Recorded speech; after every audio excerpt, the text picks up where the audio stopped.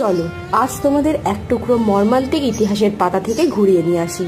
হ্যাঁ, জালিয়ানওয়ালাবাগ ইতিহাসের অন্যতম কুখ্যাত গণহত্যাকাণ্ড।